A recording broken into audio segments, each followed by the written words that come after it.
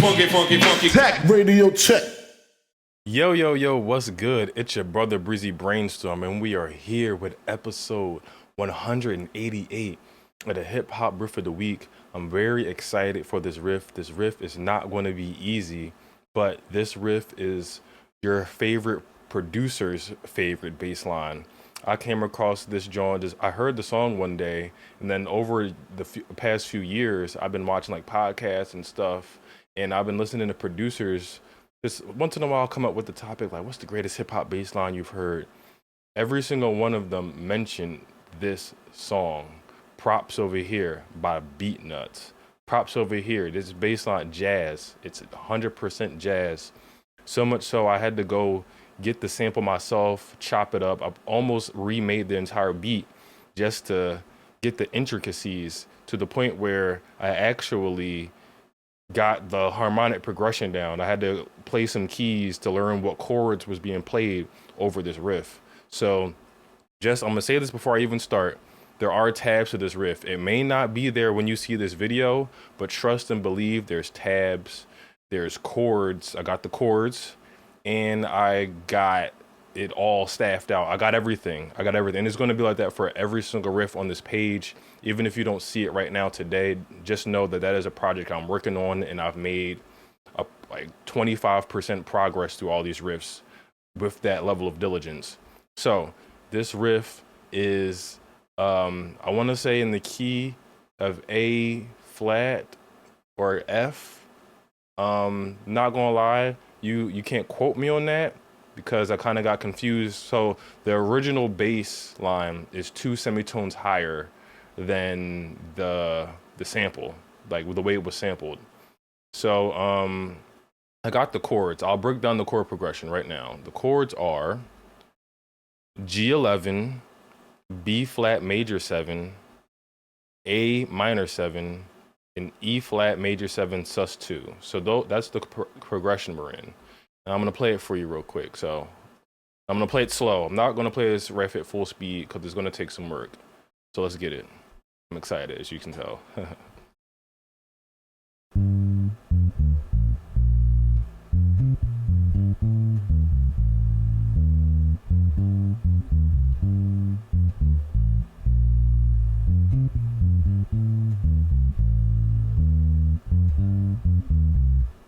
So that's the riff. It's a lot. It took me a while to get my fingers used to the jumping around in the open strings, but I'm here to make it simple for you. It's not gonna be easy, but it's simple.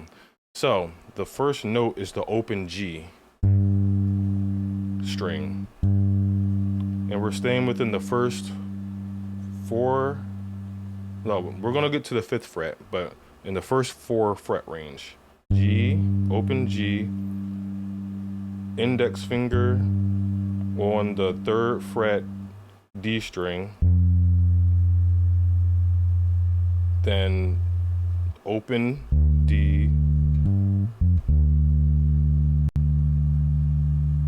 then open A to B flat, which is a half step up. That's on the 1st fret of the A string. So far we have G, F, D, A, B flat.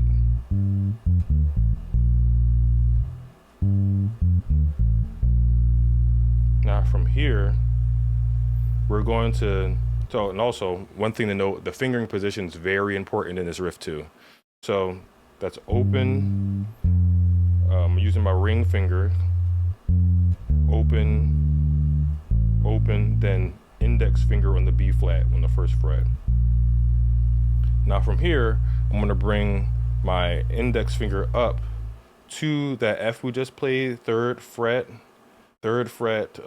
D string, and use my pinky to play 5th fret G string. So this little section, the section that we played previously, that's his own section. Practice that on his own till you got it, then move on to this section. So this, practice that over and over again. Just let that be its own thing. That's over the G11 chord, right? So index finger on the F, 3rd fret, D string.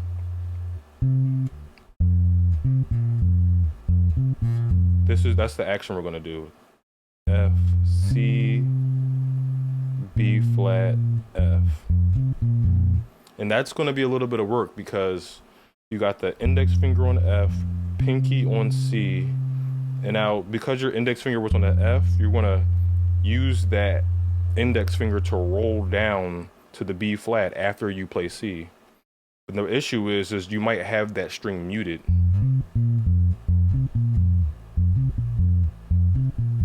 So practice that very slowly and stick with this fingering, because sometimes I would do F and the C with my ring finger, and that's another angle. So whatever you're gonna choose, stick with it because you're building muscle memory. Now, this is important because once we hit the F, 3rd fret, C, 5th fret, then B flat on the 3rd fret again, take your hands off, play G.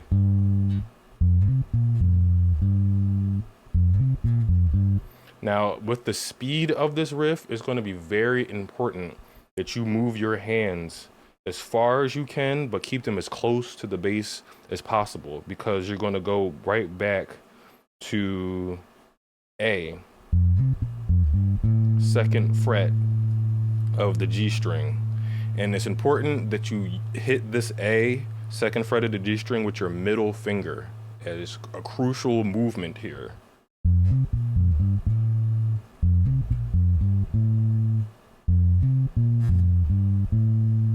Watch my hands.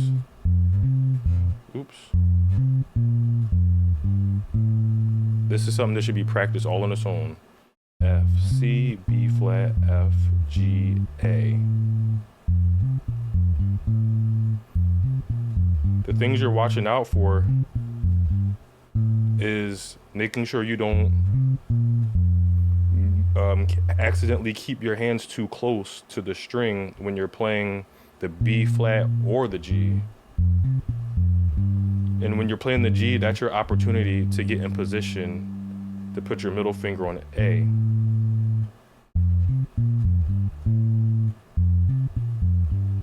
Now, once your middle finger's on A, this is why. A, index finger, 1st fret, D string, which is E flat. Then we go up to ring finger, 3rd fret, A string.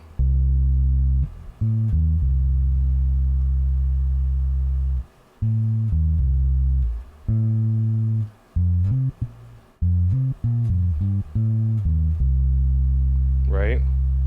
Then after you hit that C, open string, A.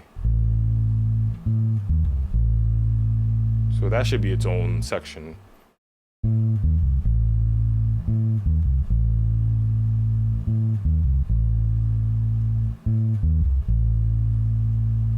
Now, safe to say, once you get to this point, the rest is downhill. The last section that we just did was the toughest part of this riff. So we got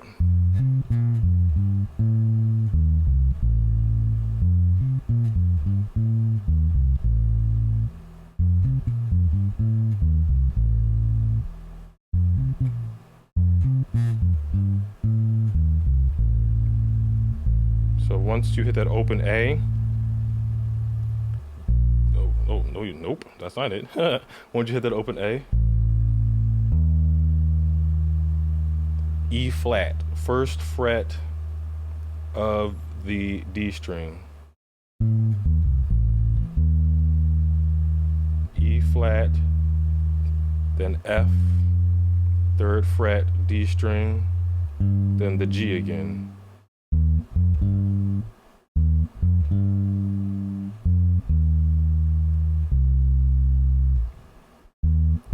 G, then F, then the E flat, then the C. And that is the riff in totality. I want to practice that on its own too. Now you can see how each part of the riff is broken up into little like micro riffs. You know what I'm saying? So use that as your guide to know, to gauge how much you know this riff. Just practice each section and then put it together. Practice the transition from one part of the riff to the next. Now I'm gonna play it all the way through slowly, very slowly in each section, so you can actually hear it a little bit better and in a more cohesive manner.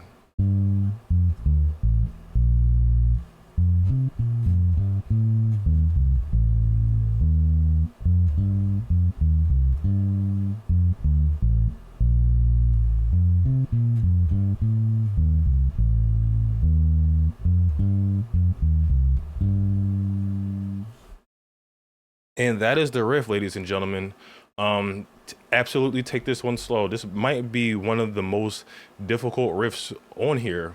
And it's funny that it's one of the most difficult riffs, but it's like one of the top chosen hip hop bass lines. Like, not just from just out here, but famous hip hop producers are just like, yo, this one goes into the record books as maybe possibly the best hip hop bass line of all time. So I'm glad I found this one and caught this one. I'm glad that it's and it's funny because it's one of the best bass lines, but it's a deep cut. Not many people know about this song unless you really grew up in the 90s. Like, I mean, you were an adult in the 90s, you know what I'm saying? So, but if you're also a big hip hop fan, you know, I'm sure you came across it as well. And one thing I do want to note, there will be tabs on this riff. They will be detailed. I got the bass lines and I got the chords on top of the bass line to have the complete harmonic analysis. And I will have that for I will have tabs for every riff, and some of them will have the deeper harmonic analysis as well, so you can actually play some chords on the piano on top of the bass line so you can fully understand what's going on. I'm doing that for everything. But just give it some time. Took me some time to get to that point, but now that I kind of got it locked in, I can start moving through riffs. I got a good 20-25 of them done. This one was on my top of my to-do list because this bass line is so fun to play, and there's so much going on harmonically because it's jazz. So moral of the story is transcribe jazz bass lines. Legit. And hip hop samples give you a nice small portion, a nice healthy safe portion to practice. Instead of attacking a full jazz song, find some hip hop songs that sample jazz bass lines and attack that little 4-bar loop that they chop and just master that. You know what I'm saying? Cheat codes. So it's your brother Breezy Brainstorm. This was episode 188 of the Hip Hop Riff of the Week. I'm so excited for this riff. I actually had to practice this joint for like a few weeks to make sure I understood and got each part down with the metronome. With a metronome. Do it with a impaired. I should have started the video with that. You need a metronome for this riff. You're never going to get it in time. You're never going to get the swing. You need to practice this slow 60 BPM with a metronome each part, and then just build it up with an extra 5 BPM like a day or every other day or something like that. It's gonna you need a metronome 1,000,000,000%.